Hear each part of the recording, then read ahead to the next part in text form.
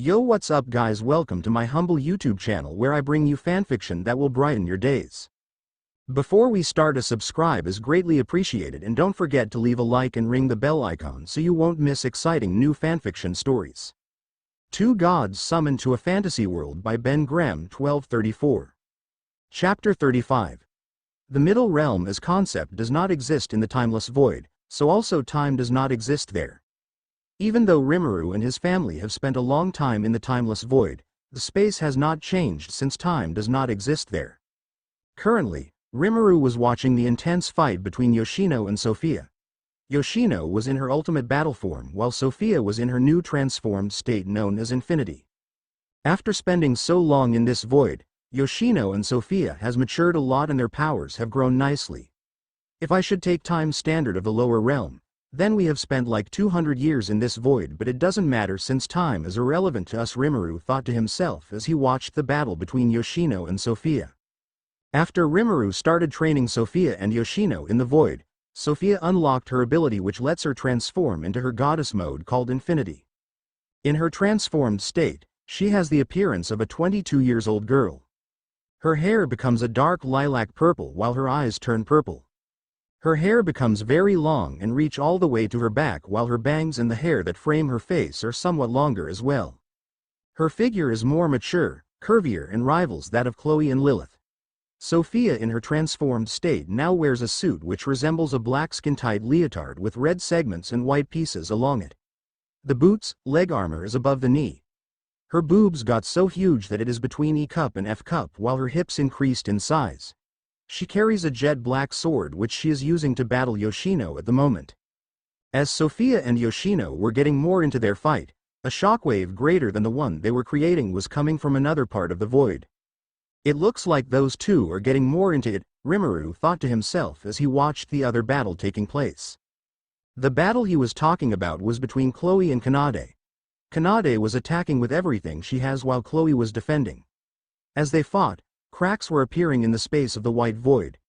This is the same void that transcends the hyperverse, which is the lower realm, and its space was being cracked. That is to show how powerful Kanade has gotten since she was the one attacking. Lilith didn't need training and was simply observing the fights from another place different from where Rimuru was. After some time, Rimuru clapped his hand. "I think that is enough training for now, everyone. Please gather around." As his voice resounded in the space, everyone stopped what they were doing and rushed to where Rimuru was. Yoshino and Sophia were the first to arrive, followed by Chloe and Kanade. Lilith arrived last. Sophia transformed back to her base state, which now have the appearance of a 9-year-old loli. "I would have finally won if Papa didn't ask us to stop Yoshino," Sophia said in disappointment. "Oh Sophia. You are 1,000 years too young to ever dream of beating your big sis," Yoshino, who still looked the same, said while puffing out her chest in pride. Time does not exist in the void, so the concept of aging does not exist as well. Sophia was able to grow a little because Rimuru allowed her to bypass the timeless void, but he stopped interfering after he saw that she has gotten to a certain height. Even though the kids don't age, their mind have matured a lot since they have been in the timeless void for a while now. "Why you?" Sophia grumbled as she watched Yoshino with annoyance. "At least you two were having a fun fight as equals. It wasn't as one-sided as my battle with Goddess Chloe," Kanade said with dead eyes. All the time she was here in this timeless void, she has been fighting with both Chloe and Lilith, and she could say that Chloe was relentless. She showed no mercy when fighting her and would push her to her absolute limit.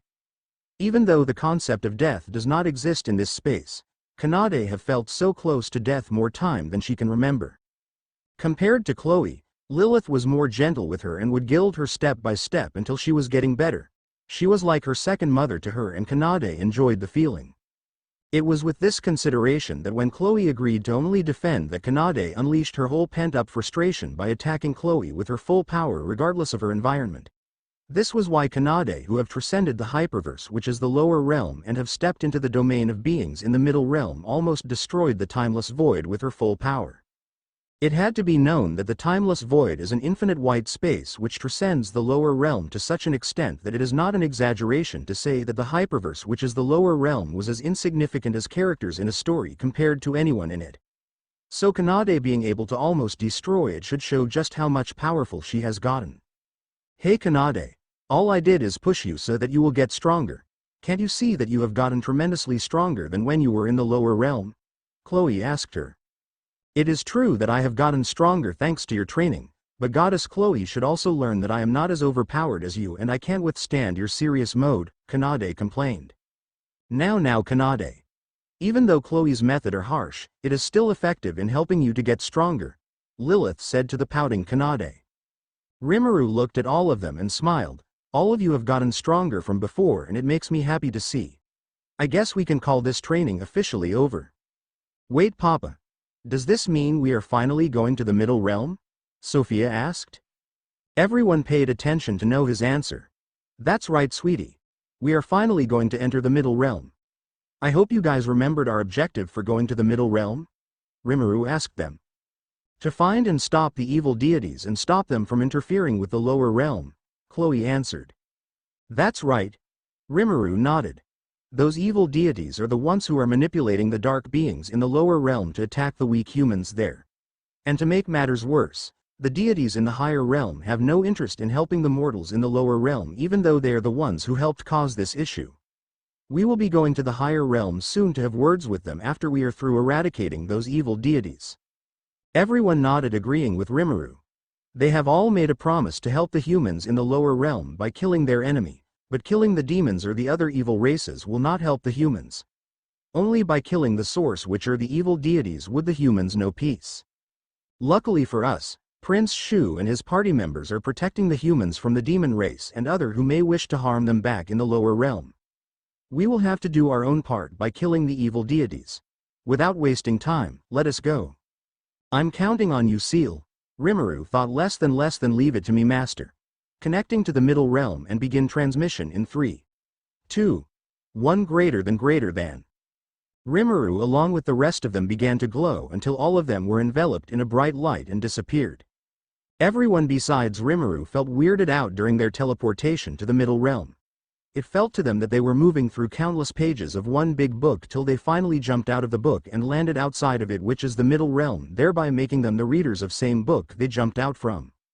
After appearing in the middle realm, Yoshino along with Kanade and Sophia fell on their knees with a heavy expression. What's going on? Sophia asked.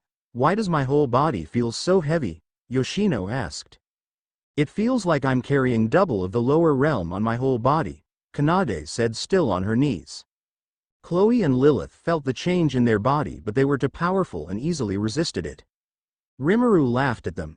Welcome to the middle realm.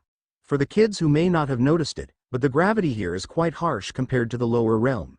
Not just the gravity, but literally everything here is quite different from the lower realm.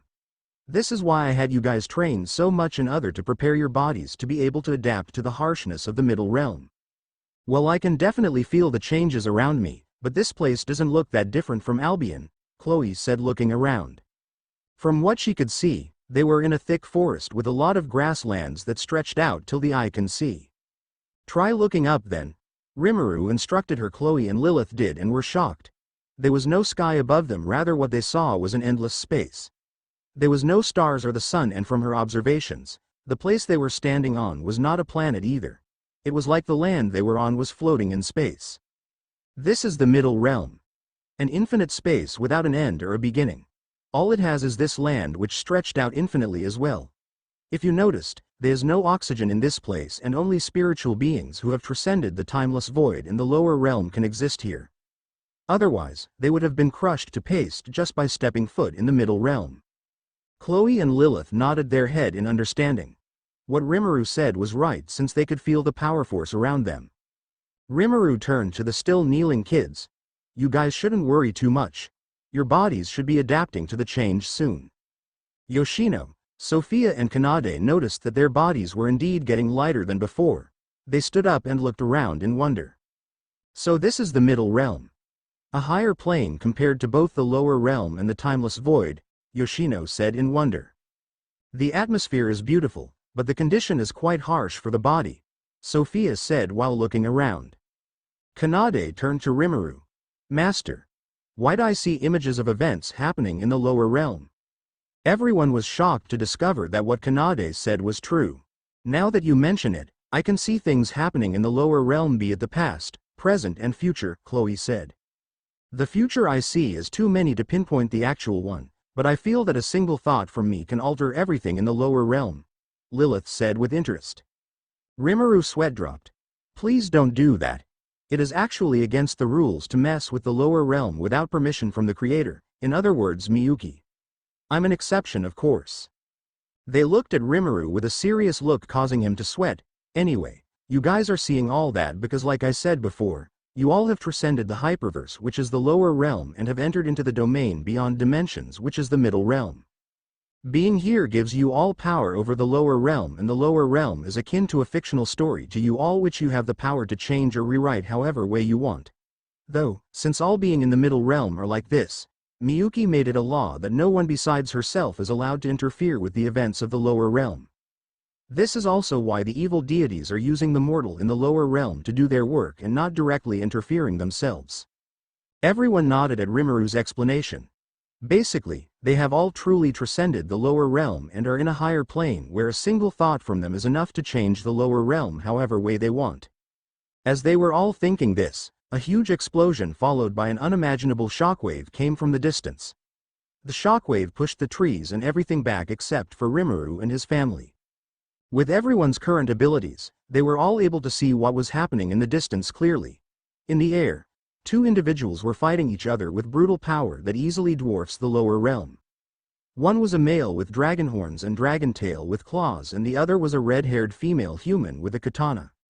Both of them were fighting in the air, and the shockwave generated from their fight can easily destroy the hyperverse, which is the lower realm, an infinite amount of times. Rimuru smiled. It looks like we have found our first contact. Let's go over there and see what's up. Everyone nodded. Even though the two who were fighting were showing powers beyond anything in the lower realm, no one from Rimuru family felt any fear because the power from the two were still weak compared to their current self.